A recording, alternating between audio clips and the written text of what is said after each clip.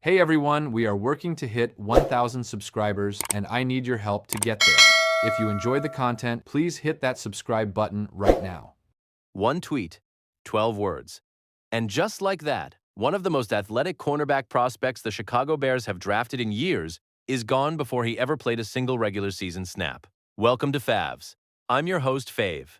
And today we have two stories that tell you everything you need to know about where the Chicago Bears franchise is right now heading into the 2026 season, where they have been, what they are leaving behind, and what is coming that should have every Bears fan genuinely buzzing about the future. We are going to start with the shocking release of Zah Frazier, a player who never suited up for a game in Chicago, never lined up in the regular season, never even got a full training camp. And we are going to break down exactly what it means, who it opens the door for, and whether Ryan Poles deserves any of the blame being thrown at him right now. And then we are going to pivot to the news that should have you sitting forward in your seat, because Ben Johnson just went on the record about how Chicago plans to deploy rookie receiver Zavion Thomas. And when you hear what he said, you are going to understand exactly why this pick is going to make the entire NFC North nervous. Two stories. Let's get into it. Let's set the scene properly because context matters here. Zah Frazier was the 169th overall pick in the 2025 NFL Draft, a fifth-round selection out of the University of Texas, San Antonio. 25 years old, 6'3", and 186 pounds. And at the Combine, the man ran a 4.36 40-yard dash with a 1.51 10-yard split and a 36.5-inch vertical. Those are not good Combine numbers. Those are elite Combine numbers. His athleticism score ranked 13th among all defensive backs in that entire draft class. For reference, the Bears were coming off losing Nate Wright, a player who earned Pro Bowl recognition with 5 interceptions and 11 pass deflections, to the New York Jets in free agency. And at the moment Frazier was drafted, the belief inside Halas Hall was that his combination of length, speed, and ball-hawking instincts could eventually fill that void. The kind of long, fast cornerback that both defensive backs coach Al Harris and defensive coordinator Dennis Allen have specifically sought to build their secondary around. In his final college season at UTSA, Frazier put up 24 total tackles, 6 interceptions, 9 pass deflections, a tackle for loss, and a forced fumble. 6 interceptions. The man was a ball hawk. He was not a polished, refined cornerback prospect, ready to step in from day one. Nobody was projecting him as that in the 5th round, but the ceiling was real, the traits were legitimate, and as a developmental piece behind established starters, the pick made complete sense at the value. According to multiple reports at the time, Ryan Poles had no knowledge of the personal issues that would ultimately derail Frazier's rookie season before he was drafted. Whatever Frazier was going through presented itself after the pick was made. And Poles himself addressed it publicly, saying the team tried to help Frazier through it, that staff members dug into the root cause and worked to support him, and that it was ultimately something that had originated before he ever arrived in Chicago. That context matters, because the take that immediately circulated on social media, another miss by Ryan Poles, fundamentally misunderstands what actually happened here. This was not a scouting failure. This was not a bad evaluation of football ability. This was a human situation, a personal crisis that a 24-year-old kid was navigating outside the building, outside the football facility, and outside of anything a scouting report could predict or a pre-draft interview could uncover. In January, Frazier himself posted on social media that he had been medically cleared, which gave the fan base genuine hope heading into 2026. And according to reporting from multiple outlets, the Bears were hopeful too. Ben Johnson said as much at rookie minicamp on Friday. Quote, "We were hopeful. It just wasn't going that direction. The trajectory was off, so we decided to go a different direction." Those are honest words from a head coach who clearly does not enjoy these conversations, but understands that clarity is more respectful than vagueness. Fave's personal opinion? Nobody should be pointing fingers at Ryan Poles over this one. You cannot evaluate for personal circumstances that have not happened yet. You cannot project a life crisis into a draft grade. The pick made football sense on every level it was evaluated, and the fact that it did not work out is genuinely unfortunate for the Bears, but mostly for Zah Frazier, who is 25 years old and deserves nothing but goodwill from this fan base as he figures out his next chapter. I hope he lands somewhere. I hope he gets healthy in every sense of that word. And I hope somewhere down the road, a team gives him a shot to show what that combine tape actually promised. Because the talent is real. Now let's talk about what the Frazier release actually means going forward.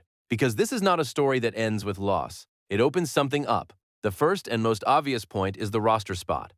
Chicago now has one additional opening on the 90-man training camp roster heading into the offseason. And given everything we know about how this front office operates, expect that spot to be filled with competition at a position of need. The secondary picture itself, meanwhile, remains genuinely strong.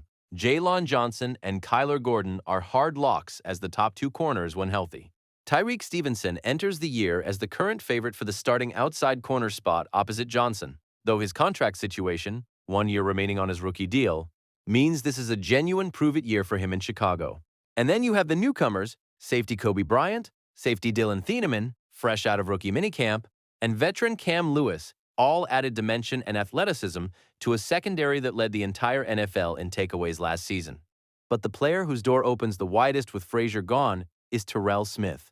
And I feel like Smith is genuinely underappreciated in this conversation. In his rookie year with the Bears, he put up 49 total tackles, 6 pass deflections, 3 tackles for loss, a forced fumble, and a fumble recovery in limited action across 12 games. As a second-year player, he continued contributing with 19 tackles, 1 interception. That came against the Packers, by the way, which already makes him a fan favorite for life in Chicago. And 4 more pass deflections in 14 games. Terrell Smith has quietly been proving himself every time this organization has given him an opportunity. The Frazier release creates more snaps, more reps, and more opportunity for a player who has earned that chance through consistent performance at a position that demands it. And then, there is Malik Muhammad, the 4th-round pick out of Texas, whom multiple analysts described as a potential instant starter at the NFL level. Muhammad was reportedly so high on the Bears board that according to ESPN's Jeremy Fowler, Chicago was eyeing a potential trade-up in the 2nd round to secure a cornerback before ultimately landing Muhammad at their existing 4th-round slot. A team that was willing to move up for him now has him in the room without giving up additional assets. With Frazier gone, Muhammad steps into a depth chart with real opportunity in front of him from day 1 of OTAs. He does not have to look over his shoulder at a player who has been in the building longer. He walks in as the next man in line behind established starters. And that clarity of opportunity is exactly what good young players need to develop at this level. All right, let's pivot to the story that should have you genuinely pumped up. Because Ben Johnson just gave us a window into how Zavion Thomas is going to be used in 2026. And it sounds like this offense is about to get even more dangerous than it already was. When the Bears selected Thomas in the 3rd round at 89th overall, the initial reaction from a significant portion of the fan base was skepticism. And honestly, the skepticism was understandable. You have a wide receiver room that already includes Rome Odunze, Luther Burden III, and newly signed free agent Calif Raymond. You have glaring pass rush needs on the defensive side. The Bears went all offense on day 2 of the draft, and the Thomas pick specifically was a move that multiple analysts projected was 2 or 3 rounds early based on his production numbers. NFL Network's projection had him as a 6th-round pick. Dane Brugler had him going in the 7th. He did not appear on Daniel Jeremiah's top 150 prospects list at all. But here is what every single one of those analysts missed. And here is what Ben Johnson understood the moment he turned on the tape. According to reporting from Bears Wire's Alyssa Barbieri, Johnson addressed the Thomas selection directly and left no ambiguity about why Chicago targeted him. He has a unique skill set just in terms of him being a 4.2 40-yard dash guy. Those guys don't grow on trees. It's easy to look at because that flashes up and everyone sees it. Yet when you turn on the tape, it's more than just being able to run deep routes. The versatility that he showed both at Mississippi State and at LSU, from the backfield, whether it's running routes or getting handoffs, this is going to help with that creativity that the Chicago Bears offense had last year. He went on to specifically name wide receivers coach Antoine Randall L., offensive coordinator Press Taylor, and himself as having, quote, a vision of how this guy could really help us.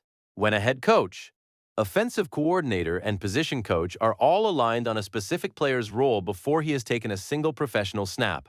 That is not a coincidence. That is a planned deployment. And when you understand exactly what that deployment looks like, the pick makes complete sense. Let me walk you through exactly who Zavion Thomas is and why the numbers that scared people off at first glance actually undersell the complete picture.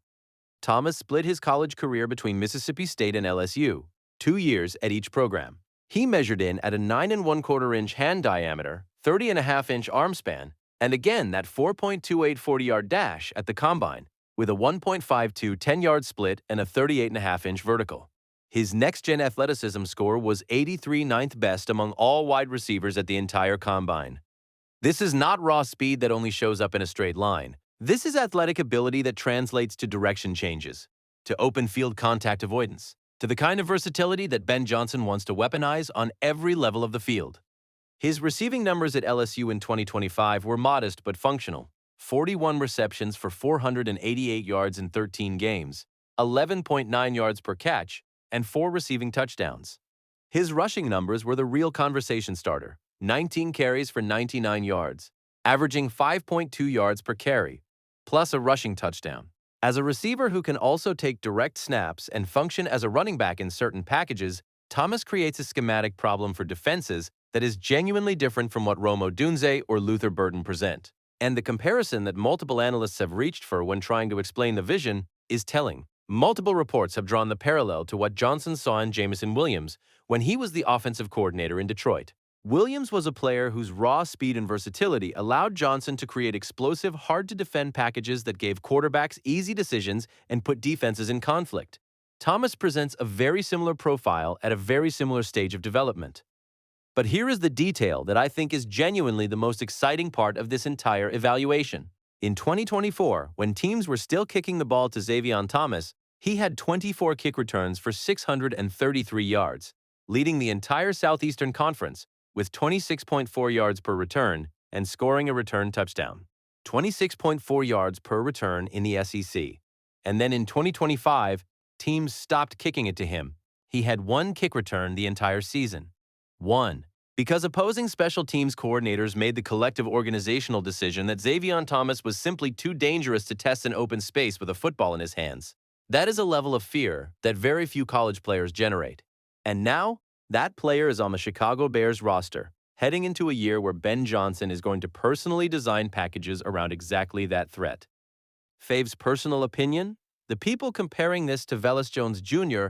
are going to look back on that comparison and cringe. Velus Jones was a speed projection who never showed the football instincts or the route-running foundation to function as a consistent offensive player at the NFL level.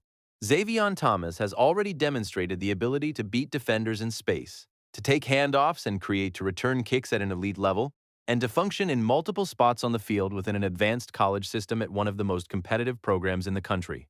The profiles are not the same, the situations are not the same, and most importantly, the coaching staff is not the same. Ben Johnson is not going to line Thomas up in standard routes and hope for the best. He is going to put him in motion, get him the ball on design touches at the line of scrimmage, deploy him as a runner in 4-minute packages, and then, when the defense is accounting for all of that, throw it over the top to someone else. That is the vision, and that vision is going to make the NFC North very uncomfortable. And let's close the loop on the big picture here, because when you put the Frazier story and the Thomas story side by side, they both point to the same thing. This is a franchise in transition, not in crisis, not rebuilding at the edges. The players who were supposed to become pieces of this roster but did not make it are being replaced by players who were specifically chosen for roles that Ben Johnson has already mapped out in his mind.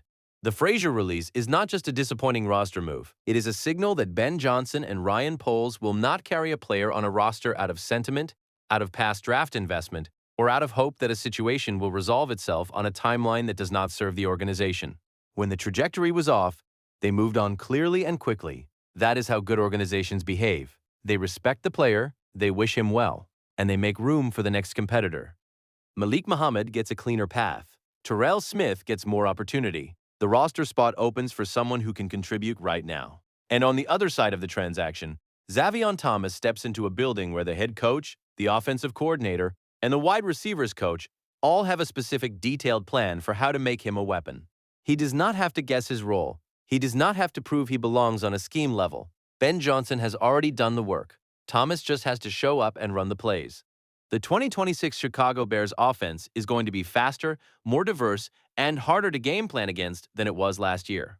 And that should terrify every defensive coordinator in the NFC North who is already trying to figure out how to slow down Caleb Williams, Rome Odunze, Luther Burden, and a tight end room that just got deeper.